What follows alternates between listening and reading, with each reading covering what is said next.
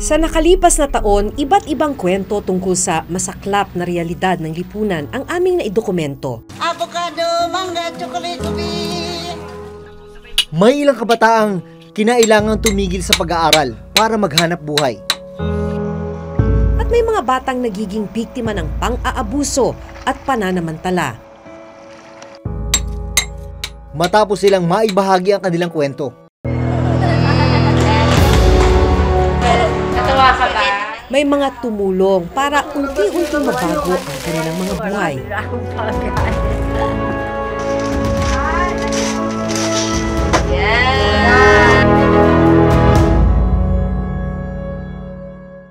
Habang gumagawa kami ng storya sa Maynila, nakarating sa amin ang impormasyon tungkol sa 11 taong gulang na batang pagala-gala at posibleng biktima ng pang-aabuso. Para malaman ang kanyang kwento, hinanap namin ang kanyang pamilya at humingi ng permisong makausap ang batang itatago namin sa pangalang Angel.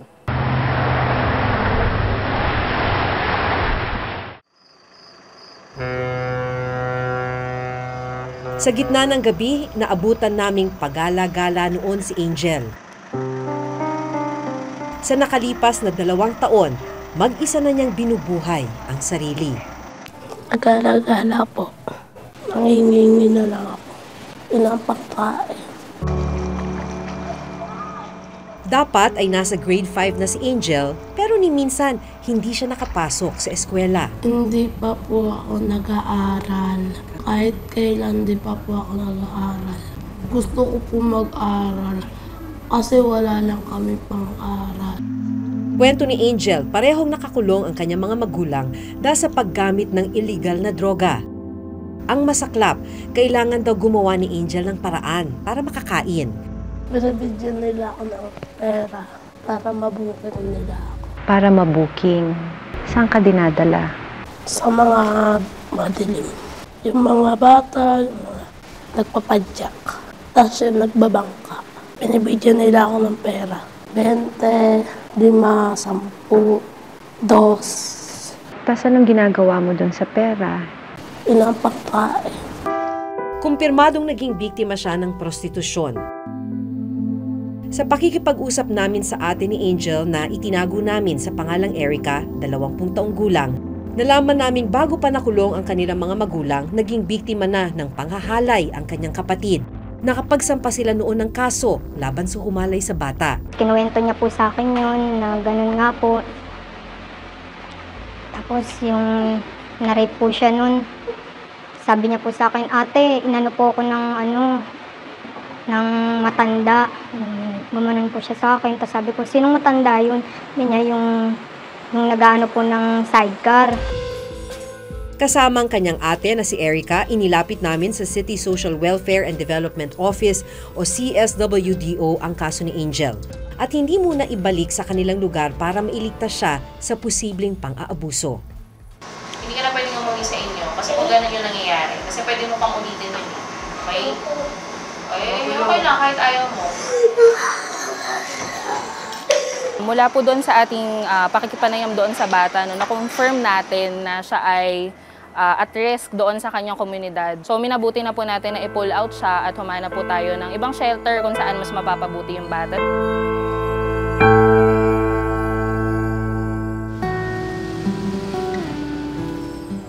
Nandito tayo ngayon sa ECPAT Philippines. Bibisitahin natin yung bata kasi ito ngayon yung kanyang temporary shelter simula nung na-rescue siya. Kumusta ka na? Hi, hello po.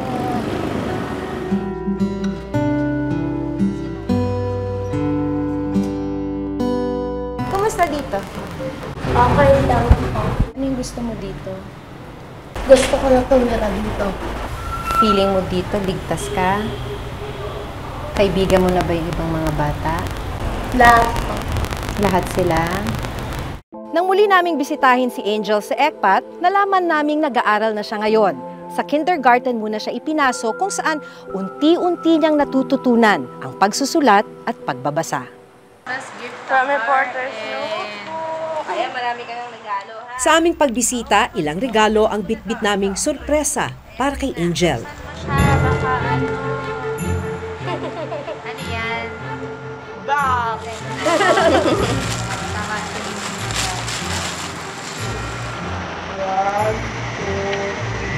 Damit! Ang ganda!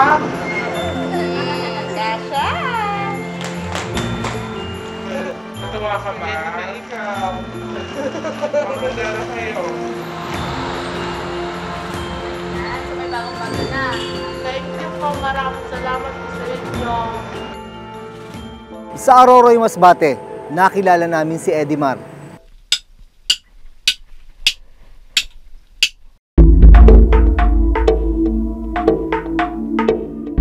Si Edimar, mga 8 taong gulang pa lang nung nasubukang pumasok sa minahan. Ngayon, papakita ni Edimar sa amin kung ano yung sitwasyon sa ilalim ng buho. Sa hukay na may lalim na halos 300 talampakan, maingat na bumababa ang 21 taong gulang na binatilyo.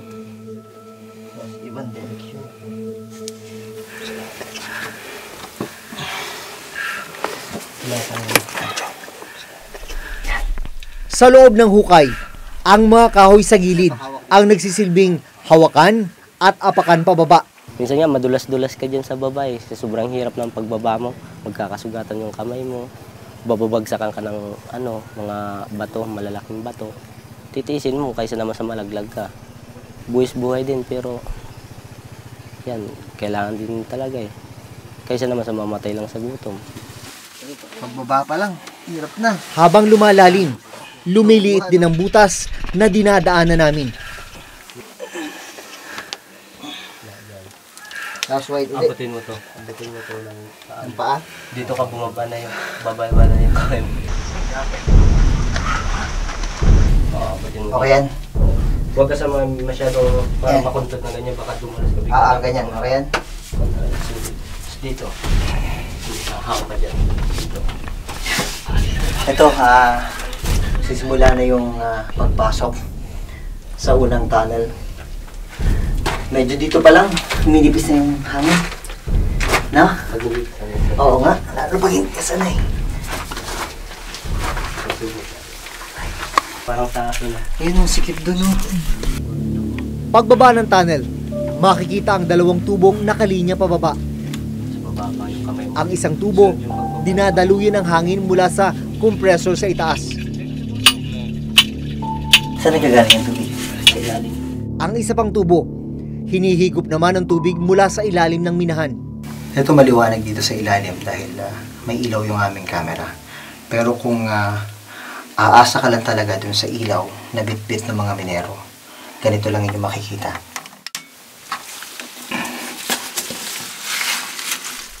Sa bahagi ng tunnel na pinagkukunan nila ng ginto, umaasa sina Edimar na sa bawat tipak ng natitiktik na bato, may nakadikit sanang ginto. Pag nandun na kami sa pinakailalim, sa aming kinukuha na ng ginto, tulong-tulong na yan.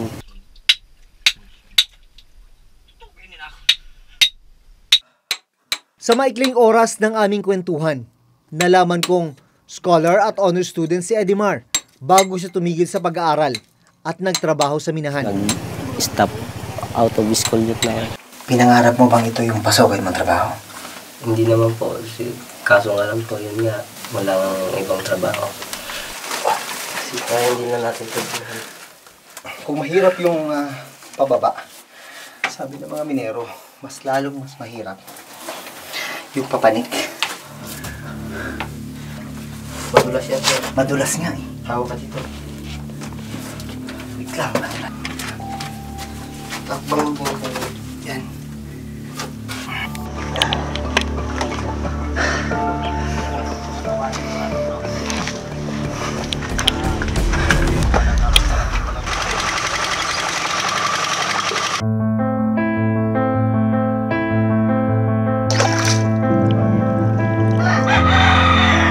Naiiwan. Yan na yung maliliit na kwan. Sa loob ng 3 araw, 36 grams ng ginto o katumbas ng 40,000 ang kinita at pinaghati-hatian ng kanilang grupo. Ang kinita ni Edimar, 2,000 pesos o 600 pesos sa kada araw ng pagsuong sa mapanganib na hukay. Ang problema, ilan sa kanila ang lubog na rin sa utang. Matapos maipalabas ang kwento ni Edimar, ilang kababayan natin ang nagpaabot ng tulong sa kanya. May tumulong para mabigyan siya ng trabaho sa isang granite and marble store. Pero matapos ang 4 na buwang pagtatrabaho rito, nagpaalam sa kanyang amo si Edimar. Nitong nakarang Oktubre, nakapasok si Edimar bilang lifeguard sa isang resort. Dito namin siya sa Valenzuela City muling nakita. Hindi man natupad sa ngayon ang kagustuhan niyang muling makapag-aral. Magsisimula raw siyang mag-ipon para muling makabalik sa eskwela. Para lang para malay mo, makipagsapalaran ulit sa pag-aaral. Ngayong Kapaskuhan, dahil mag-isa dito sa Maynila si Edimar, dinalhan na rin namin siya ng pagkain at ilang gamit. Stock muna dun sa boarding house namin pag Pasko. Kakainin namin yung mga kasama ko pong lifeguard din po at saka yung namin yung medics namin. Salamat po kasi napunta niya ako dito kahit malayo. Maraming salamat sa Reporters Notebook at maligayang Pasko po.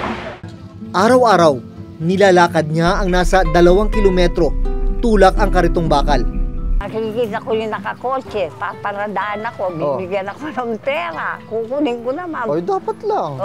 Hindi ka naman nanghihingi. Primero, ayaw kong kunin, hindi naman ako nagpapalimos.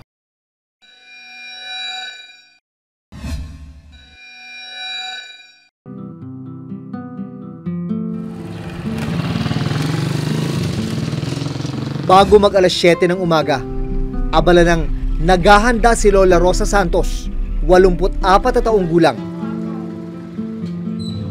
Araw-araw, nilalakad niya ang nasa 2 kilometro tulak ang Karitong Bakal.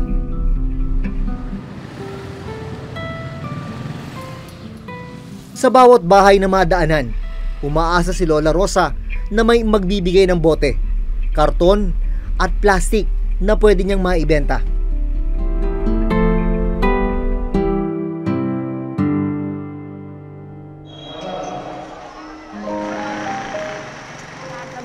Sa ilalim ng init ng araw, nakikipagsabayan si Lola Rosa sa mga sasakyan sa kalsada. Thank you.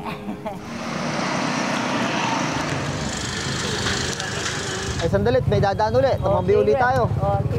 Ayan, din yan. Thank you. Malinaw pa ba ang mata nyo? Oo. Hindi malinaw ang mata ko, hindi ako mangangalakal. Kwento niya, may mga pagkakataong hinihintuan at inaabutan siya ng tulong ng ibang tao. Makikita ko yung nakakotse, paparadaan ako, bibigyan ako ng pera, kukunin ko naman. Ay, dapat lang. Hindi ka naman nanghihingi. Primero, ayaw kong kunin, hindi naman ako nagpapalimos. Kunin mo kanya, tulong namin sa iyo, ni Sisa, gano'n.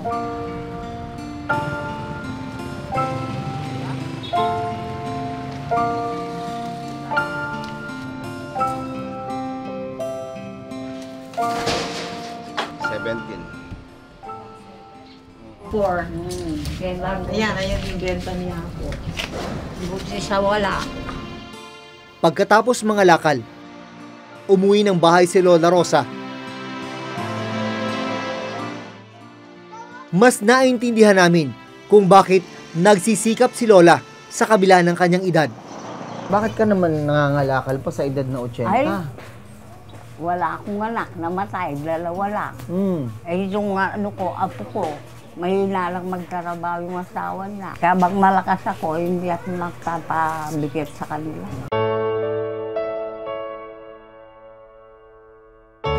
Nabukod sa pangangalakal. Nang aming balikan at kumustahin si Lola Rosa, nakalipat na pala siya ng bahay. Giniba kasi ang dati niyang tirahan para gawing apartment.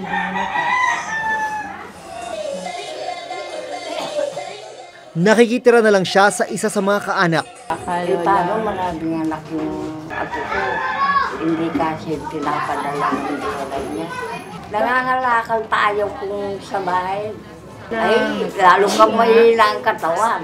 Kung nasa bahay ka lang, ayaw ko yung gano'n. Kahit yung apo ko, binabawal ako, ayaw ko. Hanggat kaya raw ng katawan, hindi siya titigil sa paghahanap buhay. Ayaw ko yung nagpapabigat sa mga apo ko. Hanggang kaya ko, ilaan ko yung katawan ko. Lala, Merry Christmas po! Para kahit papaano mabawasan ang kanyang intindihin ngayong bagong taon. Dala rin namin sa kanya ang ilang pagkain na pwede nilang pagsaluhan. Marami na akong pagkain. Merry Christmas na lang ako. Ngayong bakasyon, muli na namang sisisid sina John Lloyd at Harold para tumulong sa kanilang pamilya.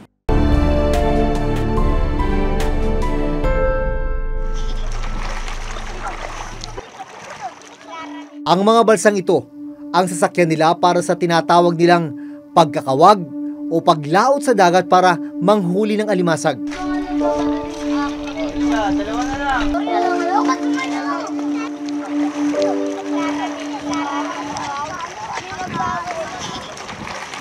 Pagdating sa may batuhan sa gitna ng dagat, sabay-sabay silang tatalon.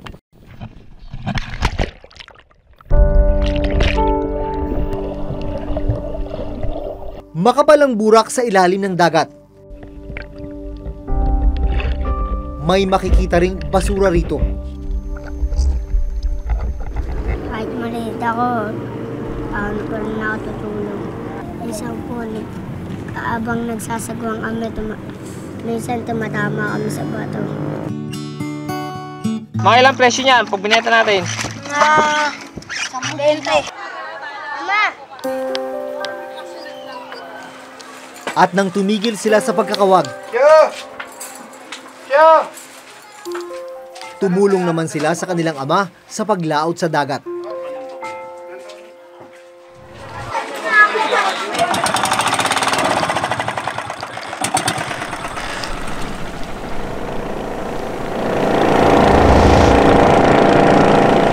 Sina John Lloyd at Harold ang nakatoka sa pagtitimbog o pagbulabog sa isda para pumunta sa lambat.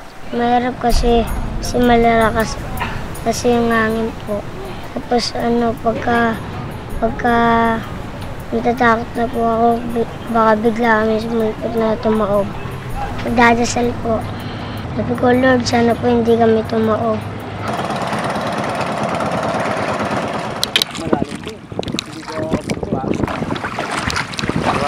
Dahil sa pagpili lang na yun ng isda, pagtanggal ng isda, hindi mo na gagawin yun. Sila na gumagawa. Gaya ng pagdating sa market siyempre, walang magbabantay sa bangka. Dahil ako, bumababa ako. Sila, nakakabantay sila sa bangka. Malaking bagay din, nakasama sila. Pag may pasok, hindi ko talaga sila sinasama. Mula sa laot, diretso sila sa bagsakan ng isda.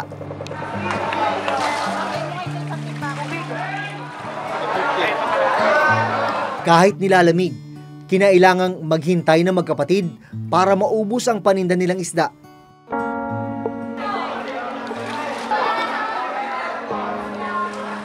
Ang kinita noong araw na yon, ipinandagdag sa baon nila kinabukasan.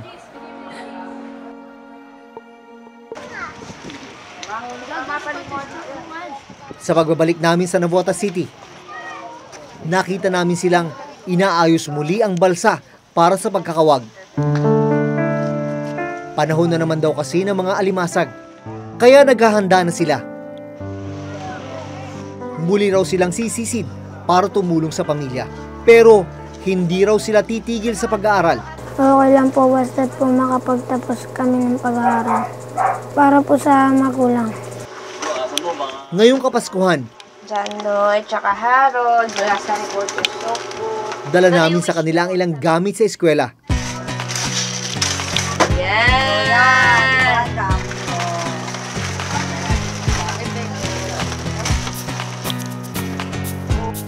Damit at pagkain. Maligayang Pasko!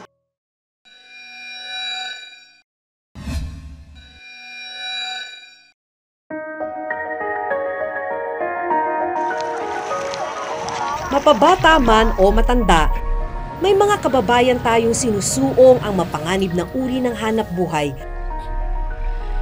Matulungan lang ang sarili at kanilang mga pamilya. May ilan ding sa murang edad nagiging biktima na ng pang-aabuso at karahasan. May papel ang bawat isa sa atin sa lipunan para tuluyang mabago ang kanilang mga buhay. Hanggang sa susunod na Huwebes, ako si Jun Veneracion. Ako si Maki Pulido. At ito nakatala sa aming Reporter's Notebook.